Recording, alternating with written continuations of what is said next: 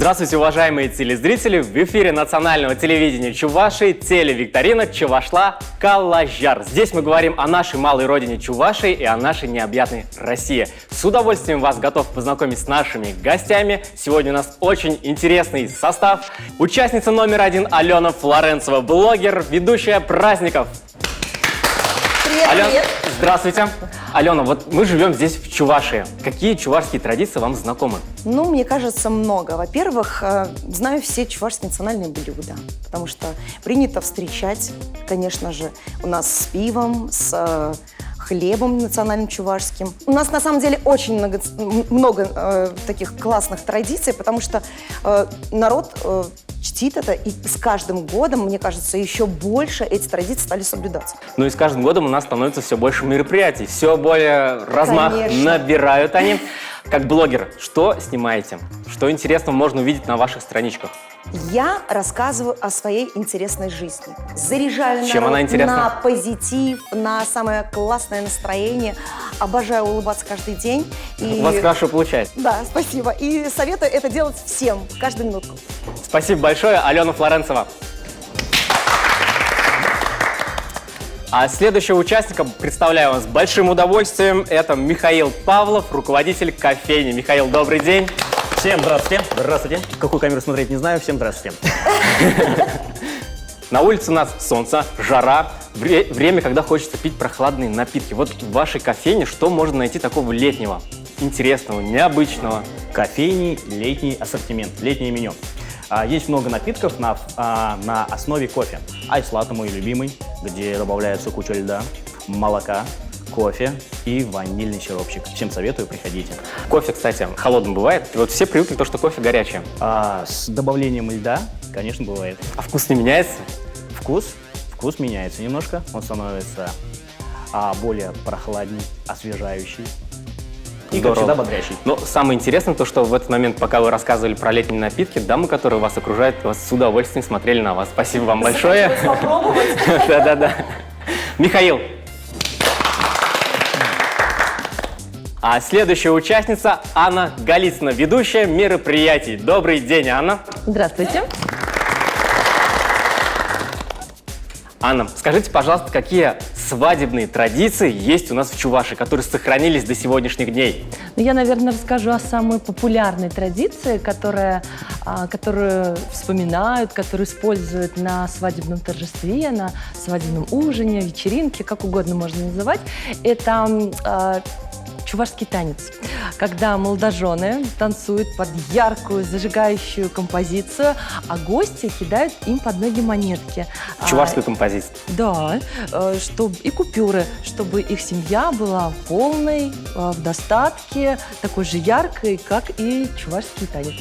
Часто ли бывает, что гости, которые приходят на свадьбу, приходят в чувашских национальных костюмах? Есть такое.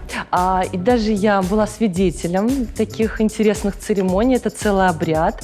Они совершают какое-то интересное действие, которое совершали их предки. В районах республики такое мы видим очень часто. Это радостно. Спасибо большое. Это очень интересно, то, что традиции все-таки сохраняются, наши чувашские. Да. Спасибо, Анна. А следующая участница нашей телевикторины Альбина Борисова, ягодовод. Добрый день. Добрый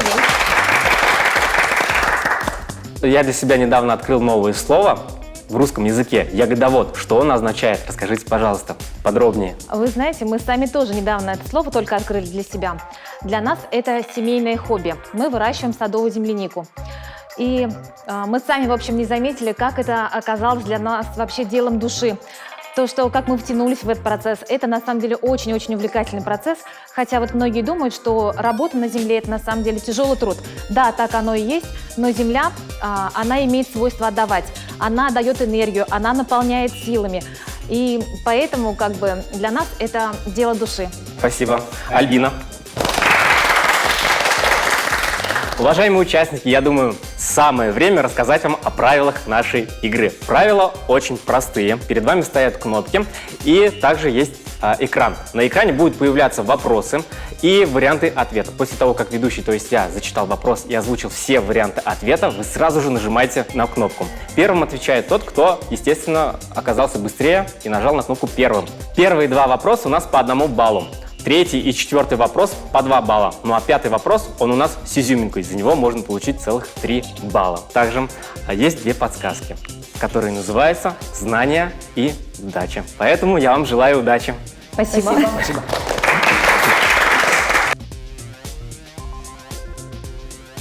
Первый вопрос у нас, конечно же, про праздники. Сегодня у нас у всех игроков очень замечательное, хорошее настроение. И среди них, кстати, есть ведущие, как мы уже сказали. И поэтому первый вопрос звучит следующим образом. Как с чувашского языка на русский переводится слово «уяв»? Варианты ответа. Завтрак, праздник, поздравление или отпуск. Анна. Праздник. Давайте проверим ваш вариант ответа. Праздник. И это правильный ответ. Поздравляем. Но мне кажется, мы одновременно все нажали. Нет, я первая была. Чуточку, вот прям на капельку, чуть быстрее она была. уже была наготове. Анна заработала 1 балл. Спасибо. Поздравляем. Молодец. Предлагаю перейти к вопросу номер 2.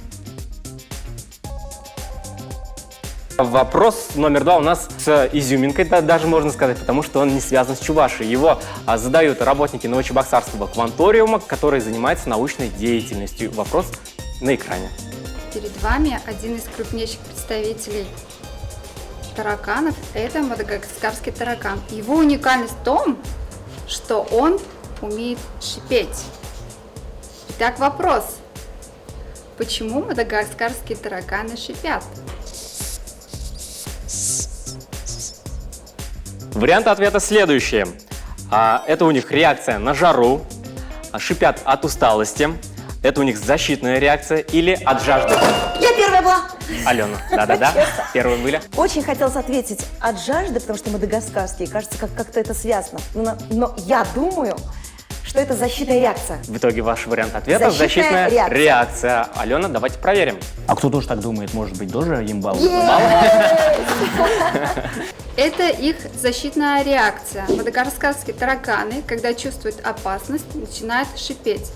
Также самцы начинают шипеть для привлечения самок. Но она потрогала так. Да, это правильный ответ. Он Было понятно. Да. Правильный ответ. У Алены 1 балл в копилку. А мы переходим к вопросам, за которые можно получить по 2 балла. Готовы? Да. Итак, третий вопрос у нас от музея имени Василия Ивановича Чапаева.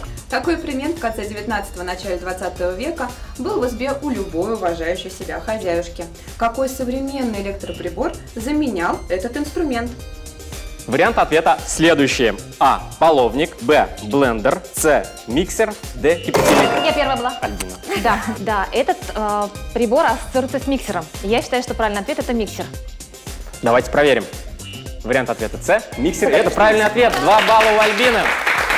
Слушайте, ну так быстро еще никто не угадывал. До третьего вопроса так быстро еще ни одна команда не доходила. Вы большие сильные. молодцы. Мы очень Да. умные. Мы вообще все знаем. Что вопросы Видимо, легкие. да. Я думаю, хоть немножко попотеем. Ну что, прошу, Будем прошу, молиться. время еще будет попотеть. Давайте перейдем к 4-му вопросу. Может, там вам придется попотеть. Мне даже самому стало интересно. А перед тем, как перейти к 4-му вопросу, давайте послушаем комментарии с музея Чапаева. Я думаю, вам будет очень интересно. Этот инструмент заменял современный миксер, и работали с ним вот таким образом. И таким образом мы переходим к вопросу номер 4. А вопрос номер 4 у нас про наше зеленое золото. Эта тема очень актуальной стала в нашей республике, связана с нашим зеленым золотом. И его зададут нам сотрудники музея пива, который находится в городе Чебоксары. Внимание на экран. Сколько существует музеев мировой истории пивоварения в России? Варианты ответа следующие. А. 3, Б. 12, С. 1, Д. 8. Да, честно, я не знаю правильного ответа, буду поэтому надеяться на удачу. Буду как патриот настоящий и надеяться о том, что это вариант С, и наш музей пива, он единственный. Ответ С1. Давайте посмотрим, сколько баллов принесет Михаилу его патриотизм. И ему патриотизм приносит 2 балла. Как ты так? В России всего один музей мировой истории пивоварения, который находится в Чебоксарах. Я думал, что с первого раза это будет тяжело угадать на самом деле. Вы большой молодец, Михаил. Патриотизм – это то чувство, которое объединяет всех участников нашей телепрограммы. Между словом, между делом, кто в последний раз в каком музее бывал? Музей тракторов, ходил сюда с сыном, он его просто обожает, мы даже на его день рождения справляли там его праздник. Было супер. очень классно, весело. Круто. Анна? Я была в художественном музее, там невероятное количество очень красивых, ярких картин, коллекций. Больше всего мне запомнилась выставка нашего художника Проскевити. Очень впечатлила, яркие картины, которые вызывают какой-то ассоциативный ряд, поэтому все сходите. Также я очень люблю музей чувашской вышивки, он у нас вообще красивый, да. Поэтому... И там недавно появился новый экспонат. Вышитая карта России. Да, вышитая карта России. Алена? Мне кажется, из последних музеев точно это был музей Андриана Николаева. Шоршилов. Шоршилов. Вот эта вот огромная машина, я очень хорошо помню все эти экспонаты, просто потрясающе увидеть это изнутри, как это в реальности практически. Ну, через музей можно... Вот этот вот скафандр впечатлил очень. Можно прикоснуться к истории того времени, к кому духу, Очень к атмосфере. круто. Альбина? Знаете, меня впечатлил очень музей Чапаева. У нас раньше в детстве была такая традиция, я вообще сама с Цивильского района, и мы с родителями приезжали в город, и нас мама специально возила в этот музей. И у меня такие остались, знаете, ассоциации с детства. Конечно, в детстве это еще интереснее, чем сейчас. Как раз у нас была тоже и программа школьная про Чапаева. В общем, меня все это очень-очень впечатлило. Там на самом деле такие достоверные предметы. И я считаю, что этот музей должен посетить каждый. Историю нужно знать.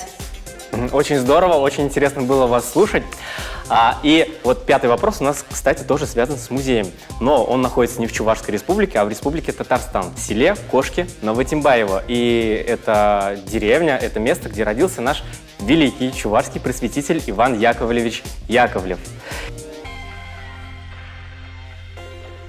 И вопрос нам задаст сотрудник этого музея. Внимание на экран. Пятый вопрос, который у нас на 3 балла. Работая землемером, Иван Яковлевич Яковлев познакомился с поляком Косинским, от которого узнал, что у поляков есть своя письменность, что у них есть свои книги, и для него это было шоковым моментом. И он себя в это время считал счастливым человеком, потому что мог учиться, получить образование, и он задумался, а почему же всего этого нет у своего народа? Он решил, что он должен что-то сделать для своих сородичей. И у меня вопрос, что же в первую очередь он решил сделать? Варианты ответа. А. Создать алфавит. Б. Открыть школу.